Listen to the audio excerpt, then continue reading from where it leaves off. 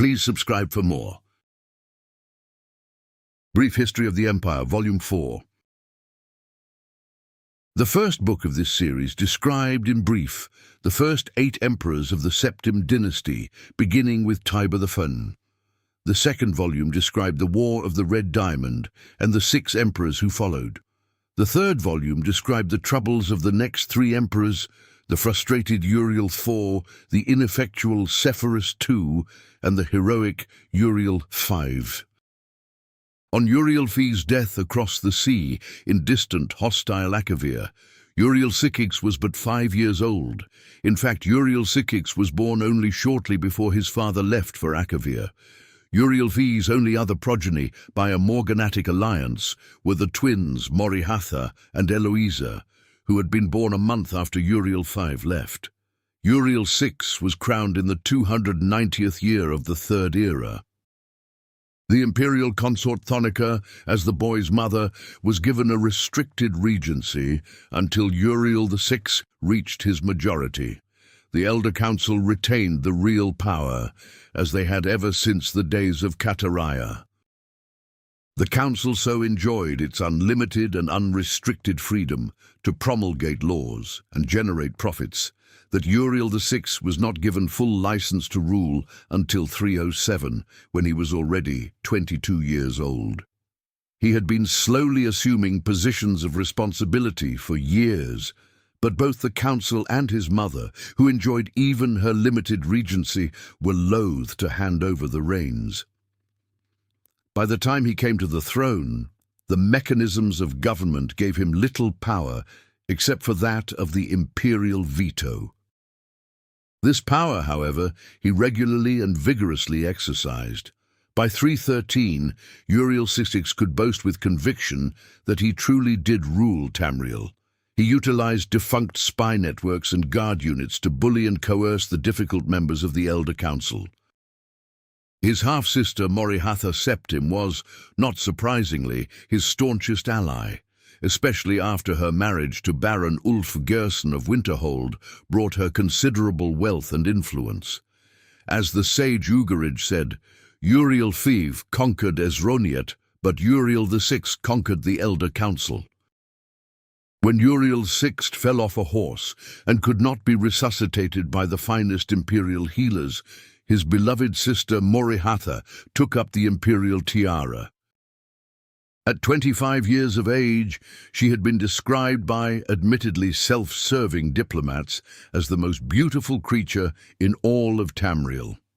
She was certainly well-learned, vivacious, athletic, and a well-practiced politician.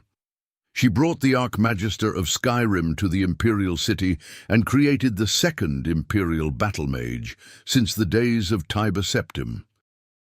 Morihatha finished the job her brother had begun and made the Cyrodiil a true government under the Empress and later the Emperor.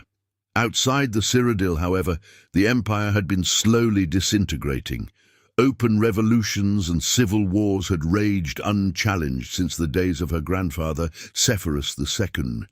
Carefully coordinating her counterattacks, Morihatha Septim slowly claimed back her rebellious vassals, always avoiding overextending herself. Though Morihatha's military campaigns were remarkably successful, her deliberate pace often frustrated the council. One councilman, an Argonian who took the Colovian name of Thoricles Romus, furious at her refusal to send troops to his troubled Black Marsh, is commonly believed to have hired the assassins who claimed her life in 3E 339. Romus was summarily tried and executed, though he protested his innocence to the last. Morihatha had no surviving children, and Eloisa had died of a fever 4 years before. Eloisa's 25-year-old son Pelagius was thus crowned Pelagius Septim IV. Pelagius Septim IV continued his aunt's work, slowly bringing back under his wing the radical and refractory kingdoms, duchies, and baronies of the empire. He exercised Morihatha's poise and circumspect pace in his endeavors, but alas, he did not attain her success. The kingdoms had been free of constraint for so long that even a benign imperial presence was considered odious. Nevertheless, when Pelagius died after a notably stable and prosperous 29-year reign, Tamriel was closer to unity than it had been since the days of Uriel I.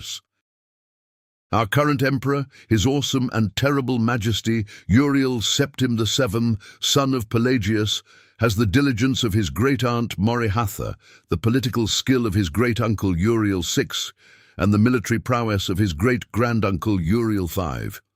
For 21 years he reigned and brought justice and order to Tamriel.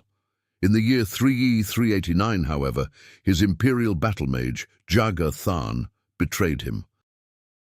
Uriel VII was imprisoned in a dimension of Tharn's creation, and Tharn used his sorcery of illusion to assume the emperor's aspect. For the next 10 years, Tharn abused imperial privilege, but did not continue Uriel VII's schedule of reconquest. It's not yet entirely known what Tharn's goals and personal accomplishments were during the 10 years he masqueraded as his liege lord. In 3E 399, an enigmatic champion defeated the battle mage in the dungeons of the imperial palace and freed Uriel VII from his other-dimensional jail. Since his emancipation, Uriel Septim VII has worked diligently to renew the battles that would reunite Tamriel.